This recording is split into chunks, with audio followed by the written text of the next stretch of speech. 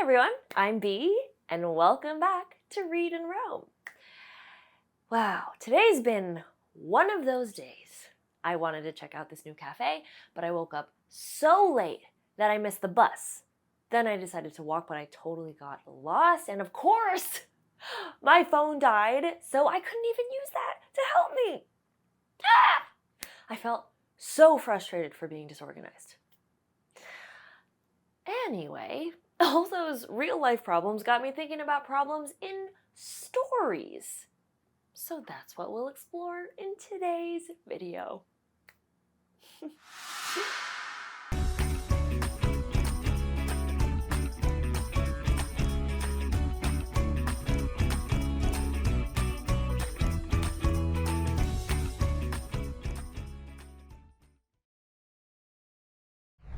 Lately, we've been exploring different parts of stories, like settings and characters. These are called story elements. They're the building blocks of a story that show important things like who's in it, what happens, and where it takes place. Together, they help the story make sense and keep readers interested. Today, we'll learn about two more story elements called conflict and resolution. Let's start with conflict. What do you think that means? Conflict is the problem or struggle that the main character faces in a story. There are many different types of conflicts. Sometimes the problem comes from outside the character, like another character causing an argument or a big flood that traps the character. Other times the conflict is inside the character, like feeling worried or making a tough decision. Sometimes conflict in a story is a big battle, and sometimes it's a character's personal struggle. No matter what kind of conflict it is, it's something that the main character wants to figure out. This makes the story interesting because it makes us want to keep reading to find out how the character handles the problem. This brings us to another important story element called the resolution, which is how the conflict is solved. It usually happens near the end of the story and shows how the character deals with the problem, so the story feels complete. For example, if the conflict in a story was the main character getting lost, how might they solve the problem? They might use a map to find their way home. That would be the resolution.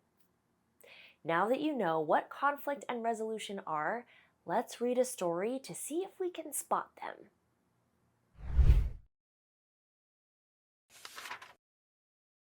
Sky wasn't like the other squirrels. While her friends loved to leap through tall trees, Sky stayed on the ground. She wished she were brave enough to climb up high, but she was terrified of heights. Still, she worked hard. She helped gather acorns for winter and placed them at the bottom of the grand oak, the tallest tree in the forest. Sky felt sad watching the others carry acorns to the top to keep them safe. Let's stop here to see if we can spot any conflict that Sky faces. Remember, conflict can be big or small and happen inside or outside a character. Can you find a problem Sky faces? Sky's scared of heights, which is a problem she faces on the inside. Sky wishes she were brave and feels sad watching the others climb. Let's keep reading. Keep an eye out for other conflicts too, because stories often have more than one. One afternoon, disaster struck. Sky noticed a crackling sound echoing in the forest, followed by smoke. "Fire! Head for the creek!" called the squirrels. They ran, leaves crumbling under their paws and fiery branches crashing down behind them. Finally, they reached the creek. "We're safe here," said one squirrel. But Sky gasped. "Our acorns are still in the grand oak." The squirrels knew they would go hungry this winter without their acorn supply. "It's too dangerous to go back," said one squirrel. "Let's stop for a second. Can you spot another conflict? Search for something that needs to be solved. Pause the video to record the conflict that Sky faces in this part of the story." Let's check. The problem Sky faces is that the forest is on fire and the acorns needed for winter are stuck in the grand oak. I wonder how Sky will solve this problem. Let's keep reading to find out the resolution. Sky looked toward the smoke. "I'll go," she said softly. "But Sky, it's not safe," one squirrel whispered. Without saying a word, Sky ran into the forest, her heart pounding as she dodged flames. Luckily, when she reached the grand oak, the fire hadn't touched it yet. Sky took a deep breath and started climbing, one paw at a time. At the top, she grabbed the bag of acorns. She climbed down quickly and raced back through the forest to the creek. "You did it!" called one squirrel. "You're so brave!" exclaimed another. Sky smiled as they all cheered around her. She had faced her biggest fear, and now she wasn't afraid anymore. That winter, no one went hungry. The squirrels had all the food they needed, all thanks to Sky's bravery. Wow, that was a great story. Did you spot the resolution? Think about how Sky's two problems were solved. Pause the video to describe the resolution in 1 to 2 sentences. The resolution was Sky climbing the tree to bring the acorns to the creek. How did that solve both conflicts? Sky faced her fear of heights and saved the squirrels from going hungry that winter. Now that we've finished reading, let's take a closer look at why conflict matters so much in stories. We know that a conflict gives the main character something to figure out, making readers interested in what will happen next. But it does more than that. It actually impacts everything that happens in a story. That's because the character makes choices and takes action based on the specific problem they have. If the conflict changes, the story's events do too. Let's think about the outside conflict that Sky faced, the acorns stuck in the forest fire.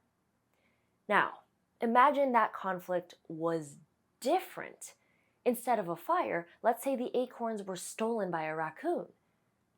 How might the story change? Pause the video to record your thoughts.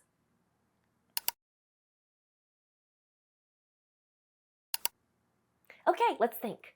If there were no forest fire, would Sky still need to act bravely and climb the grand oak? Probably not. Sky wouldn't be pushed to face her fear of heights because there wouldn't be a reason for her to climb the grand oak in the first place. Would the resolution be the same? I don't think so, because all the events would be totally different.